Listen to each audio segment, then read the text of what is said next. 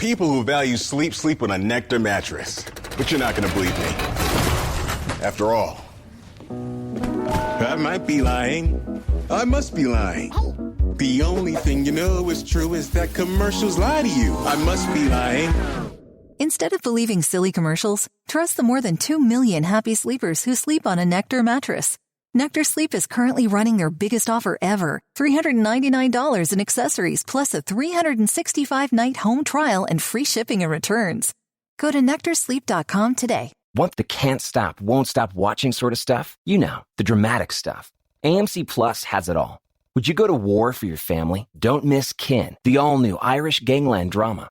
Ready to raise the stakes? Catch up on the latest episodes of The Walking Dead's epic final season. Nostalgic for TV's golden age? AMC Plus is the home of Mad Men. Plus, meet a sitcom wife like no other in Kevin Can F Himself, starring Annie Murphy. Available ad-free, on demand, and on the platforms you're already on. Sign up today at amcplus.com. AMC Plus, only the good stuff. What's going on, everybody? Zack Rosenblatt back here for the latest episode of the Talk is Cheap podcast. I'm here with Darryl Slater. We're back in depressing mode, unfortunately, because I don't know if the Giants' loss to the Rams could have gone much worse. They trailed, 38-3 late into the fourth quarter. They got a garbage time touchdown. The first drive actually looks pretty good. They come out, they get all the way to the red zone. Kadarius Toney he made 3 catches on the drive, juked a guy out of his sneakers. And then he hurt his ankle, was out for the rest of the game. Andrew Thomas started the game, eventually left. So they lost their left tackle. They lost their most dynamic weapon. Andrew Thomas is on injured reserve now. Kadarius Toney almost certainly is not playing this week. He didn't practice at all. Saquon Barkley and Kenny Golladay are still out. And so, you go into this Panthers game this week, and on paper it should be a game that, in theory, they would have a chance to win because the Panthers are worse than it looked like they were at the beginning of the year. But I don't believe the Giants can beat anybody until they show it. But what were you thinking coming out of that Rams game? Because that was pretty rough. Look, everything that can go. As you were rattling that off, I was thinking, it was one of those days where everything that could go wrong did for the Giants. Not only did they already not have some key guys out there in Kenny Golladay and Saquon Barkley and Darius Slayton, but then Kadarius Toney got hurt, Andrew Thomas got hurt, and now those look like they're more than just the 1-week injuries, and we just got the injury report just now here as we're doing this on Friday afternoon. It's, of course, really no surprises. Saquon Barkley's out, Kenny Galladay's out, Kadarius Toney is out, and then in terms of notable players, you have 4 guys who are questionable, and that's Evan Ingram, John Ross, Sterling Shepard, and Darius. All weapons, by the way. Darius Slayton. All the out and questionable guys are offensive weapons. Well, I would guess Slayton will probably play, but I thought he would play last week, and he didn't. So. Yeah, the Ross is back in the injury report. Obviously, a guy who struggled with injuries. Ingram seems like he aggravated, whatever the word would be, his calf injury, and then Sterling Shepard ditto on the hammy. So, not good. That's you got 3 weapons who are out, 4 who are questionable. The only healthy wide receivers on the roster right now are Dante Pettis and Colin Johnson. Yeah. Dante Pettis had 11 targets last week, by the way. You probably didn't know that because it's hard to watch the end of the game, especially when it's a blowout, because we're focused on writing our story and the game is already over. But Dante Pettis had 11 targets last week, led the team. Yeah, That's the state of this team. He was a receiver with a pulse at the time when they needed to throw the ball and catch up. My God, man. So, look, I think Shepard, or I think Slayton will play, and then obviously you got who knows on Ross and Shepard. You would think Ingram would, but his injury coming up late in the week was kind of weird because it must have happened in practice. Judge doesn't really tell us anything, but it popped up on the injury report on Thursday. So I would say that's not a great sign. It's not as if they're throwing in the ball anyway. He had 2 catches for 20 yards or something last week. So, no Christian McCaffrey for the Panthers, obviously. He can't stay healthy either. And this game's going to be pretty unwatchable. Man. You'd have to be paid, thankfully, which we are. I think we still get paid. I guess I should check my paycheck. But, I am very curious to see what the crowd looks like for this game. Oh, my gosh. We're into the time in October where it's still, pretty nice. This is a great time of year weather-wise around here. At least because of global warming, it's still warm. So now, I think it's going to be a nice day on Sunday. I got a buddy of mine who's doing some tailgating. He said, come on out. So people are, I think he's more excited, and fans are maybe more excited about For the tailgate menu. Yeah, being outdoors. Yeah, Well, he's texting me all this stuff about the tailgate menu, not a thing about the game. So. What's funny? So the Giants have had a lot of like promotions and things they've been celebrating all year. I think they've, however many there've been, they're 0 for that many. The Eli Manning thing, the 2011 celebration, they're doing like this whole Marvel thing that they planned since before the season. So like they didn't know that it would be such a mess right now. So but now they're promoting it hardcore this week, like all this Marvel stuff. You know, they have like a comic book with all the players. They have shirts they're giving out. And they keep tweeting out like videos and promotions. Everybody's like, enough with this Marvel thing. We stink. And like the fans are like just so mad at anything the Giants say right now. And I get it. Like I'm not. I mean, I guess there's going to be 40,000 people there, and 30,000 will be 14-year-old kids. I don't know. I mean, I guess grown men like Marvel if you're a nerd. Well, and then when they play the Eagles later this year, oh yeah, Michael Strahan's jersey's getting retired. There's a very good chance. I mean, I know the Eagles are bad, but their fans travel, and by then, I think that's after the bye. So that's gonna be in mid-November, I believe, when they play each other. And you have Eagles fans. So there's a chance there's gonna be more Eagles fans for Michael Strahan's retirement. Although it's kind of funny, he had a lot of good battles with the Eagles over the years, so maybe they'll cheer for him. I mean, look, you look at the schedule. I wrote this earlier in the week. The Giants are obviously 1-5, which we know. They have a winnable game this week against the Panthers, but who knows now with all these injuries. Then they got to go in Kansas City. Obviously, a really tough game. The Chiefs are not great this year. Then they got to play the Raiders at home. The Raiders have been better than expected. Yeah, I mean, they won the game after Gruden got canned. Then after the bye week, the Giants have to go to Tampa. No shot. Loss. Probably lose by 20 points at least. And then the Eagles game. So could they be a 1-win team? Heading into that Eagles game? A 1-9 team heading into the Eagles game? I think it's possible. If they don't beat the Panthers, then why would we believe they can beat anybody? Because, again, like the Panthers are a very beatable team. Sam Darnold is back to being not good again. It looks like those first 3 games were kind of fraudulent. He's a threat when he like runs the ball, but they have good receivers. Their backup running back has looked okay. But like on paper, the Giants very much should have a chance against this team, but they won't because you have Andrew Thomas not playing at left tackle, and the Panthers have some good pass rushers. Giants' offensive line without Andrew Thomas is way worse than with him, obviously. I mean, so you have Matt Parrott playing. Yeah, so you have Matt Parrott playing left tackle. He didn't look great last week. Nate Solder. The Giants coaches have been acting like he's playing well. He's not. And so you don't believe in any of those guys. Your weapons are depleted. But those are just excuses. Like even if the offense was or wasn't depleted, the defense outside of Blake Martinez is not really that injured. We've written about this. We've asked questions to players about this. And that defense just looks awful. So one thing we haven't even mentioned is that, and I mean it's been a storyline already at this point, but Joe Judge challenged his team at halftime to show who was going to fight for the full 60 minutes, which I think is not a good sign in Week 6. Maybe I'm crazy, but I mean, the worst sign is that they're down 28-3. Yeah. and then this week they've acted like they were happy with the effort, but there's a play where Cooper Kupp scored a touchdown where Logan Ryan and James Bradbury were like jogging to go and try and tackle him, so he easily just walked into the end zone. And Jerome Henderson, the defensive backs coach, expressed his outrage. He was open about it. He's like, somebody asked him, "Do you think they could have gotten there?" He's like, "I don't know. I wish I could know. I wish I could have found out if they would have been able to go and tackle him, but they didn't try to."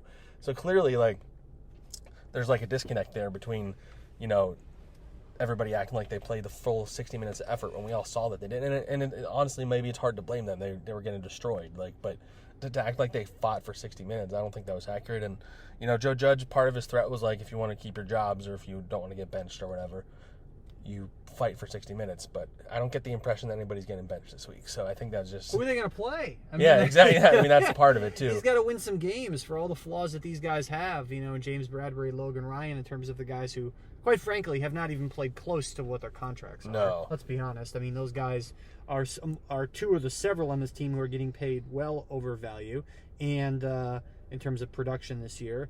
And so, but it's not like they have anyone decent behind them. And look, I mean, Joe Judge doesn't like to criticize his players in public, but we all can see what's going on. They were going to say, but we do like to criticize them in public. I mean, it's I don't care. We can this is gonna all right. So big picture wise, Dave Gettleman is toast. He's gone. At this point, it's just a matter of when. How many more times can we write it? Okay, he's gone. The end. I think we found a different way to write about him this week, which I think fans appreciated, where we put all his worst quotes in one place, basically, because his whole thing is, number one, he doesn't talk very much to us, and when he does, he says all these brash, outlandish, or combative things, often hilarious. To be honest, he has like crazy one-liners that you would never have heard elsewhere. But like almost none of those quotes that like he's known for hold up. Whether it's like the Saquon Barkley keyboard moment, or stuff about the salary cap, or stuff about Hog Mollies or Odell Beckham. Like none of the point being, he just hasn't lived up to his word in a lot of ways. And we've talked about Gettleman so much on here. I'm honestly tired of it. But so then my point was going to be, we know Gettleman is toast. So at what point does Joe? We have not really addressed much because look, I mean, he's in his early in his second year. But at what point does the heat start turning up on Joe Judge? I think that if they're 1-9, coming in here and playing the Eagles at home, in a stadium full of Eagles fans, you can't say he's 100% safe. Yeah. Look, I mean. Yeah. It's going to have to start to be part of the conversation. At least a discussion, yeah. Yeah. I mean, and he's got a 5-year... Here's a couple things with that. He's got a 5-year contract. They gave Pat Shurmur a 5-year contract also. So that's what? 18, 19, 21. So Pat Shurmur, the final year of his buyout is next year. Now that's, I'm sure, offset by whatever he's making as OC of the Broncos. But still, does John Mara, number one, want to pay 3 coaches in 2022 and then have that be the first of 3 remaining years in the Joe Judge buyout? Number two, he had talked, John Mara had, I mean, his mindset when he hired Joe Judge was, look, I know that I needed to be more decisive with some of the things that have happened in the past, right? And they showed that by getting rid of Pat Shurmur after 2 years. Now, Pat Shurmur was obviously a retread hire. Joe Judge is not. So I think John Mara looked at this and said, I need to be more patient with this guy. He's 38 years old. He's a rookie head coach. I have to show more patience with him than I did with Pat Shurmur. That's why I still think, ultimately, that it is highly unlikely that he is fired after this season. But what if 1-5 becomes 1-9 becomes 1-10? What if they go 3-14? Like, that's really bad. Right. So at what point, with a roster that should not be 3-14? I mean, they have they have like the least amount of cap space in the NFL. The other teams are like winners. So they had a better excuse for going, 3-13 last year. New coach, no offseason. Yeah, and new system, worse roster than they had worst roster. Year. Yeah. So I think at 6-10 he inspired hope, and it's crazy because just what is it? 2 months ago here, we were October 22nd, 2 months ago, as the Giants are winding down training camp, we were looking at this like, okay, this team probably is not going to be great. They could be a 7-win team, a 6-win team, but I don't think anyone looked at this and said, this is a 3-win roster. No. Even the most pessimistic people. Now we're still a long way from that. Yeah. This is a team that's... I mean, shoot, if they win this week, then there's some winnable games. And they won in New Orleans, and they didn't win it fluky. They played well. Yeah. They weren't handed that game. They played well. I think probably injuries will be something that John Mara will look at as a way to justify to himself keeping Joe Judge, even if... But at the same time, they were like 0-3 when they were relatively healthy also, Yeah. Against bad teams, by the way. Those first 3 games, all those teams look bad. Yep. Denver looks terrible. Washington looks terrible. And the Falcons looked terrible that day, and they still lost that game. So yeah, they are terrible. I mean, back to the Joe Judge point, he actually was asked directly, because earlier this week, he was asked a question if he could assure fans that it was going to get better, because why should they believe it's going to? He did. There was a follow-up asked on Thursday about how much responsibility he takes for that, and he's like, it's all on me. The fish stinks from the head down, I think was the quote, which is one I've never heard before. He's had a lot of water-based analogies this week. He had the whole submarine thing on, that's right, a little on Sunday. Maritime theme. I wonder what the next water-themed sink or swim or something like that. What is it, Michael Ray Richardson, ship be sinking. But, I mean, so it was probably the first acknowledgement he had that it's on him. He's the head coach, blah, blah, blah. So if they keep losing, then he's given us permission to blame him for it. So yeah, and I think he accepts that. That us blaming him for stuff is the least of his problems. Yeah, and he knows that. Yeah, like us, us writing stuff saying they're terrible and it's on him is. I don't think he's trying to dodge any responsibility, but if you look at this from a fan standpoint, okay, fine, the coach takes responsibility. Great. You'd rather have him have to take responsibility for the team being bad, and fix it, right? So it's one thing to say, oh, it's all on me, but fix it, right? So how do they go? How do they go about fixing it, especially when they're shorthanded, and especially when they have to go, in their next game and play a team that's much better than them on the road in tough setting. And if they're still shorthanded, that could be. I think the early line in that Chiefs game's 13. Yeah, it's a really early line, but yeah. And so it just goes to show you. I mean, the Giants are not considered even a competitive team at this point, and you figured that they would be a little bit more competitive this year, or a lot more competitive. You figured at the 17-game schedule, it's a team that could maybe win 7-8 games. But it's really hard to envision that right now. Yeah, and a lot. Yeah, I mean, and to circle back to we were talking about how bad the defense has been. I wrote something today actually about the pass rush because I think we've talked about this before, but the pass rush is just like historically bad right now. The edge rushers, I think, have 3 sacks, all from Azeez Ojulari, all in the first 3 weeks. They have 10 sacks as a team. I think I calculated it out. I think they're on pace for like less than 20 for the season, or like 25 for the season in 17 games. And it's just like, and the coaches, like, they've been making excuses for that, where they're talking about how, they have the edge rushers playing contain, which means their goal is to just keep the quarterback in the pocket essentially, and hopefully one of the interior defensive linemen can get sacks. And I think that's pretty clear, it's because they don't trust those guys. Yeah. This kind of goes back to Gettleman. Like, he just hasn't really invested in the edge rusher position, and the guys he's drafted just haven't been good. But, like, I don't know. The pass rush is even worse than I could have expected. I think so, too. I think you look at Leonard Williams coming out. So everyone thought, if you pay close attention to the team, losing Dalvin Tomlinson or having Dalvin Tomlinson go to, the Vikings in free agency, you look at that and say, hey, maybe that could impact Leonard Williams a little bit on the defensive line. But at some point, if O'Shane Ximines, Lorenzo Carter, Azeez Ojulari, if all 3 of those guys are healthy, at least one of them has to be reasonably productive off the edge, and that just hasn't been the case. And Leonard Williams did have a pretty good game last week, 1.5 sacks. Obviously, he overshadowed it by his insanely wrong opinion after the game about booing. But he had not performed well before that. He had been, I think, 44th among interior defensive linemen in Pro Football Focus in pass rush. So he's not been rushing the passer as well as last year. So very little has gone right for them on defense, especially with, I think we've both written this or talked about it, like, their best defensive players just have not played to the level of, number one, the standard that they showed last year, and number two, what they're being paid. James Bradbury and Logan Ryan for sure, and Leonard Williams especially, after getting a monster contract. Yeah, and I think the defense is the biggest reason why, whether the offense is healthy or not, why it's hard to get, excited about their chances of turning it around, because the defense has not shown it. I mean, I guess last year they started off slow and they figured it out, but like, why would anybody believe they can do that again? Yeah, I mean, they have better talent, obviously, defensively than they did last year.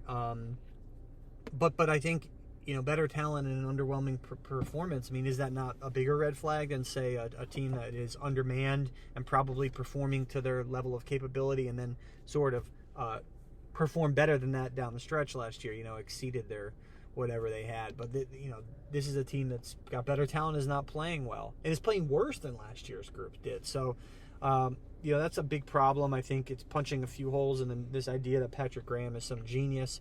Like we've talked about, I mean, Blake Martinez obviously is a significant injury. Got a chance to talk to Justin Tuck earlier this week, and he mentioned, obviously losing your middle linebacker is a big deal.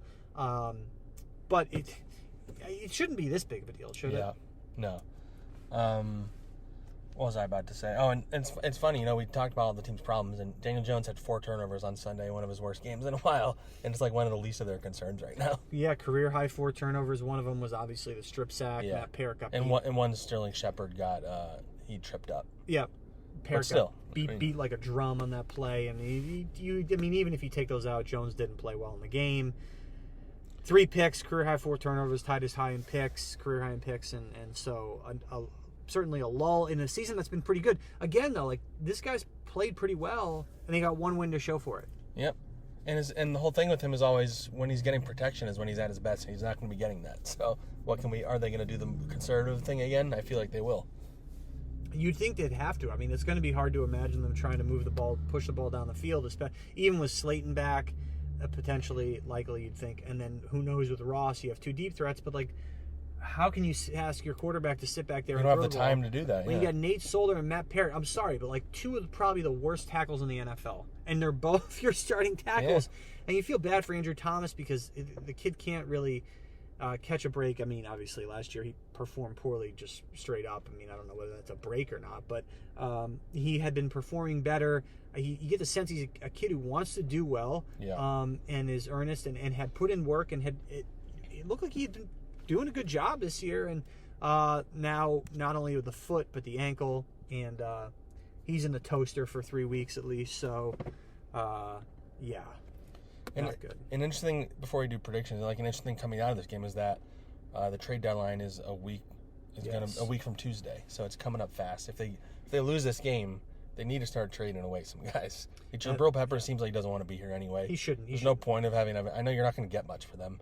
I mean, I guess in theory you could just, let them go and hope you get a compensatory pick, but I don't know. I feel like you might as well just get rid of those guys now and think towards the future, play young guys. Well, the flip side of that, I think the biggest benefit of it, if you look at that, is you can save the prorated amount in cap space. So if you have a guy, so you can carry it over for next year. Yes, and the Giants are so desperate that say like I think Peppers and that cap space is more valuable than a pick. Peppers 2 years and Ingram's exactly right. Yeah. Peppers and Ingram are about maybe 6-ish in the cap space, so you're saving 3 and 3. You take the 6, you roll it over to next year. That's huge. It's a big deal. I mean, even if you're only getting a 6th-round pick, I think that cannot be discounted in any way whatsoever. I think right now they're projected to be $3 million under the cap. Maybe you cut guys like Kyle Rudolph, like you get another like $3 million or something. Like it's going to be a few million here and there. They just don't have the guys that can cut unless they're trading James Bradbury. I think we got it. It's almost keep them or dump them season. One of those posts where it's 1-5 already, and we're already talking about what they can do to create more cap space because they are that desperate, and they are a team that needs some quick fixes because the roster does look so far away. Who knows who the GM's going to be. Don't rule out the possibility that Dave Gettleman wants to go and get somebody who's about to be a free agent, get an early look at him. I've done that before. All right, let's do predictions real quick before we get out of here. I had the Giants losing 31-20. Even 20 might be a stretch because I don't know how they're going to be able to score with the group they have, but for all the reasons I laid out, they don't have a blocking for their pass rushers, and they don't have the secondary to cover their receivers, so that's what I got. What about you? I picked 28-27 Panthers earlier this week. That was before these other injuries with Shepard and Ingram. I mean, those guys aren't great players, but figured that they would be able to keep things close for the Giants. I probably am now going to lean more towards, say, something like 28-17 or 28-14. I don't have much faith in this Giants offense. All right, we'll wrap up on that note. Maybe they'll surprise us, and we'll have something positive to talk about next week. Thanks again for listening, guys, and subscribe if you don't already.